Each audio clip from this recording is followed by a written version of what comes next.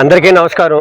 అమలాపురం దస్తావేజు లేఖలు సహాయకులు విన్నవించుకుంటున్న విషయం, ఈ మధ్యకాలంలో 30/6/2026 సంవత్సరం తేదీన జీవో నెంబర్ 396 అనే జీవోను ప్రభుత్వం రిజిస్ట్రేషన్ యొక్క సేవలను ప్రైవేటీకరణ చేయ నిమిత్తం విడుదల చేసింది.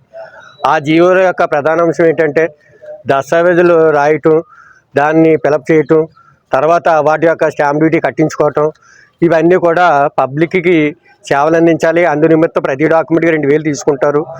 ఆ సేవా కేంద్రాలను సబ్ రిజిస్టర్ ఆఫీస్ దగ్గర ఏర్పాటు చేసి వాళ్ళ ద్వారా మాత్రమే సబ్ రిజిస్టర్ ఆఫీస్కి స్క్రూటినీ జరిగి రిజిస్ట్రేషన్లు జరుగుతాయి. దీనివల్ల వాళ్ళకి కొన్ని సౌకర్యాలు కూడా కలుగుతాయి అన్నట్టుగా భావించి ఆ జీవోని విడుదల చేయడం జరిగింది. కానీ ఆ జీవోల యొక్క ప్రధాన విషయాలను పరిశీలించినట్లయితే, ఎన్నో సంవత్సరాలుగా ఈ డాక్యుమెంట్లు మేము ఒక తరతరాలుగా పరిశీలన చేస్తూ అనుభవంతో ఉన్నటువంటి లేఖర్లు అనేక న్యాయపరమైన చట్టపరమైన విషయాలని అందులో క్రోడీకరించి ప్రజలకి ఒక కుటుంబ మెంబర్గా మేము అనుబంధంగా ఉన్నటువంటి డాక్యుమెంటరీలో ఆ దస్తావేజుల రైట్లో ఎంతో అనుభవం సంపాదించిన తర్వాత వాళ్ళు చెప్పే విషయాలు బట్టి 4-5 రోజులుగా వాళ్ళతో తర్జుమాలు జరిగిన తర్వాత ఒక డాక్యుమెంట్ అనేది రూపొందించడం జరుగుతుంది. అన్ని కష్టాలు పడిన తర్వాత వాళ్ళు ఆ డాక్యుమెంట్ని సబ్ రిజిస్టర్ ఆఫీస్కి పెట్టుకువెళ్తే వాళ్ళు చెక్ చేసి దాన్ని ఒక గంటలో చేసామని చెప్పేసి చెప్పుకునే స్థితిలో కలుగుతుందంటే కారణం అది డాక్యుమెంట్ రైటర్లు మేము అందరం కలిపి పబ్లిక్కి ఇస్తున్నటువంటి సర్వీస్. ఈ సర్వీస్లో ప్రభుత్వానికి ఎటువంటి భారం లేదు, ఏమీ లేదు. మేము కూడా పబ్లిక్కి వాళ్ళు తోచింది అడిగింది ఇస్తారు, దాని మీద ఆధారపడి మేము జీవనం సాగిస్తున్నాం. అలాంటి పరిస్థితుల్లో ఈ జీవో 396 వల్ల ఈ ప్రైవేటీకరణ చేయటం వల్ల దస్తావేజు లేఖలు సుమారు రాష్ట్ర వ్యాప్తంగా 4 లక్షల మంది వరకు ఉన్నారు. ఇదంతా కూడా రోడ్డున పడే అవకాశం కనపడుతుంది.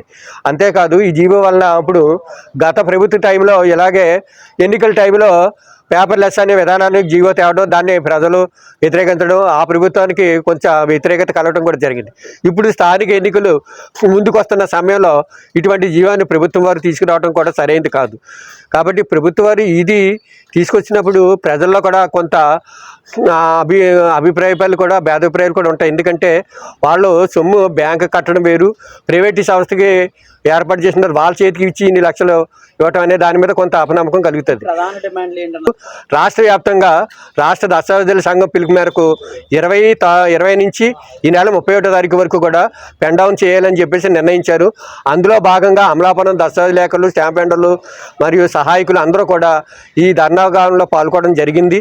మేము ప్రధానంగా కోరుతున్నది ఏంటంటే, ఆ 396 జీవోని ఉన్నటువంటి విషయాలను ప్రభుత్వం పునఃపరిశీలించి మా దస్తావేజు లేఖలు ఉపాధి కోల్పోకుండా మీరు తగు చర్యలు తీసుకోవాలని, అలాగే ఈ ఆస్తులు భద్రత విషయమై ప్రజలకి కానీ ఎవరికైనా ఉండేటువంటి సందేహాలను నివృత్తి చేయాలని ఇది ప్రభుత్వం మాకు ప్రకటన చేసి మా యొక్క ధర్నాన్ని అర్థం చేసుకుని మంచి మనసుతోటి మాకు ఈ ఆ జీవోలో ఉన్నటువంటి ఈ సందేహాలను కూడా తీర్చాలని కోరుకుంటున్నాం.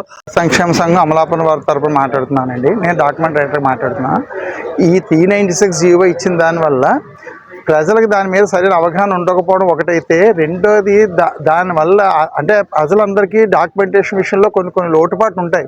ఆ లోటుపాట్లన్నీ రైటర్ అయితే మొత్తం అన్ని పరిశీలించి అవన్నీ క్షుణ్ణంగా చేసి వాళ్ళ దాకా అంటే డాక్యుమెంట్ అందరూ ఈ ఫిల్ ఇన్ ది బ్లాంక్స్ టైప్లో చేద్దామని గవర్నమెంట్ అనుకో దాంట్లో అవే కాదు, దాంట్లో ఇంకా లీగల్ పాయింట్స్ ఉంటాయి, తర్వాత ఈజ్మెంట్ రైట్స్ ఉంటాయి, ఇట్లా వేరే రైట్స్ ఉంటూ ఉంటాయి. డాక్యుమెంటేషన్ దారి మార్గాలు ఇవన్నీ అవి రైటర్ రాస్తారు తప్ప ఇవాళ ఏదో దాంట్లో చిన్న ఫామ్ కింద పెట్టేసి దాంట్లో చేద్దాం అంటే ఇవన్నీ ఉండే టెక్నికల్ ఇష్యూస్ అన్ని సాల్వ్ అవ్వవు. కాబట్టి రెండోది ఇది తరతరాలుగా ఉండేది, అప్పటికే మినిమం 50 ఇయర్స్ బట్టి ప్రొఫెషన్ ఉంది.